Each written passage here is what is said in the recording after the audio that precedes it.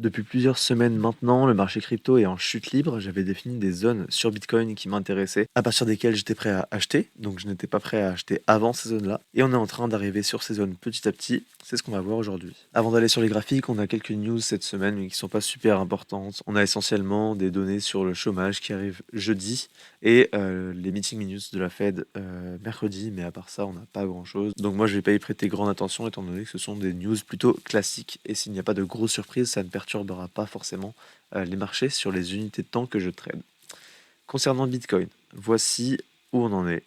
En daily, on voit une tendance baissière assez bien établie, hein, on fait toujours des plus bas, de plus en plus bas, et on arrive petit à petit sur ma zone que j'ai définie ici. J'ai simplement placé une zone de Fibonacci, donc sur tout ce mouvement haussier jusqu'à l'ATH actuel qui est dans les 126 000 dollars, ça me donne ma zone OTE, et ensuite j'ai mis en évidence une zone de fair value gap en weekly. Pour moi, ça c'est une zone super importante parce que pour affiner, vous pouvez mettre des volumes profile donc sur l'entièreté du mouvement haussier. Et on peut voir ici également qu'on a un trou dans ces volumes qui correspond bien à ma zone. Si je l'élargis, on peut voir que ça correspond vraiment à l'empreinte qu'on a sur les profils de volume. Et donc c'est une zone pour laquelle le marché a de l'intérêt à revenir. C'est ce qu'on est en train de faire actuellement. J'ai donc mes ordres qui sont prêts des 86 500 dollars à 92 500 dollars et j'attends simplement d'être exécuté. Ça, c'est vraiment une zone pour du long terme, pour de l'investissement. Et maintenant, sur le trading, on commence également à être sur des niveaux intéressants, mais je n'ai pas de confirmation. C'est-à-dire que déjà ici, on était sur des niveaux intéressants, on a liquidé la mèche du 10 octobre, mais ceux qui en longue ici, bah, finalement, ils sont sous l'eau.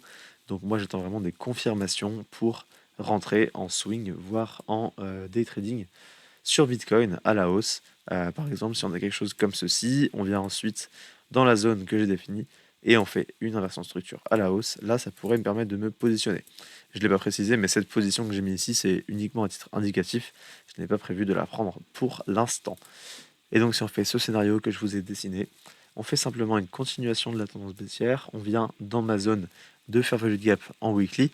Et ensuite, on a une impulsion haussière qui vient prendre le plus haut qui a engendré la cassure du dernier plus bas. Donc ici, j'ai mon inversion de structure haussière. Et simplement, ensuite, on a un petit retracement. Et je rentre ici avec un stop ici pour target des nouveaux plus hauts, donc un nouvel ATH sur Bitcoin. C'est le scénario théorique, mais tant que je n'ai pas cette confirmation avec mon inversion de structure haussière, je ne rentre simplement pas à levier parce que j'estime que c'est trop risqué tant qu'on a ce flux baissier qui domine sur le marché.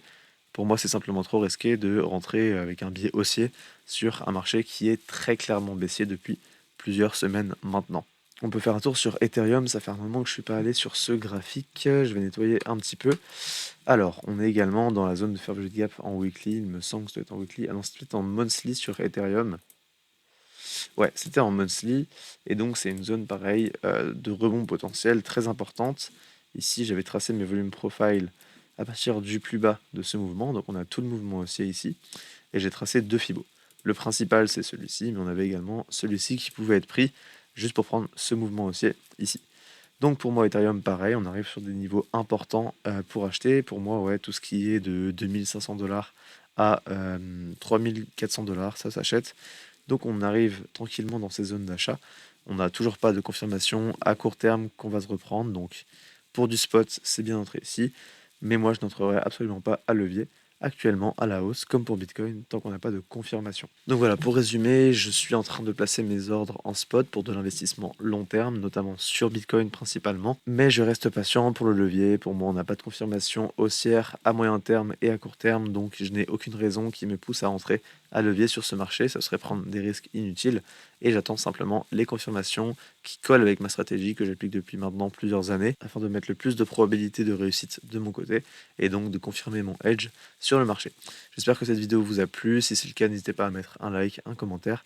Et nous, on se retrouve pour la prochaine analyse du marché crypto.